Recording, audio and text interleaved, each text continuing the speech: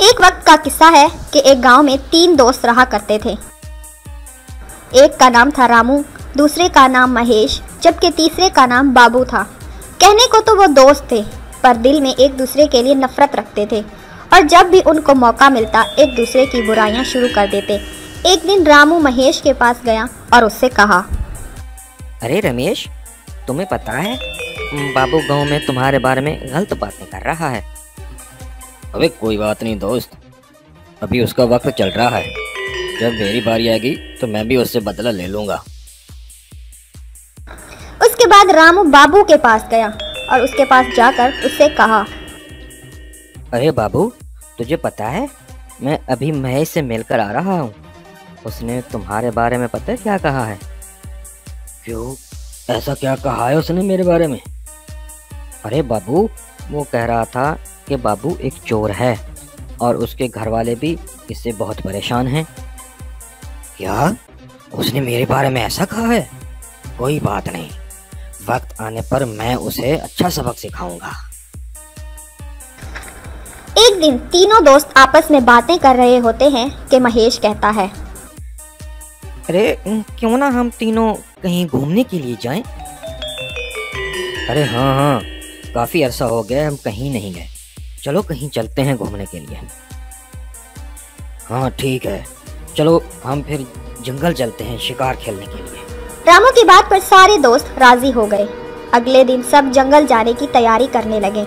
उनमें से महेश खाने पीने का सामान लेने गया तो दुकानदार ने उससे कहा, अरे महेश, मैंने सुना है तुम अपने दोस्तों के साथ जंगल जा रहे हो।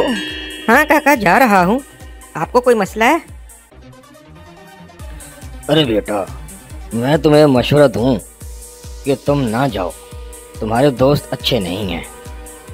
अरे काका, आप अपना मशवरा अपने पास रखें। उसके बाद वो तीनों दोस्त जंगल की तरफ चल पड़े। उन्होंने अपनी जरूरत का सामान अपने कंधे पर लाद रखा था। चलते चलते वो जंगल में पहुंच गए। तब तक रात हो चुकी थी। तीनों दोस्तों ने रात वहीं गुजारने का फैसला किया। सुबह हुई तो उनका खाने पीने का सामान खत्म हो चुका था और जंगल में कुछ भी खाने के लायक नहीं था। उन्होंने सोचा थोड़ा आगे चलकर शायद कुछ खाने को मिल जाए। अभी वो चल ही रहे होते हैं कि उन्हें कुछ चमकता हुआ नजर आता है। जब वो पास जाकर देखते हैं तो हैरान रह जाते हैं क्योंकि वो सोने की ईंट होती है।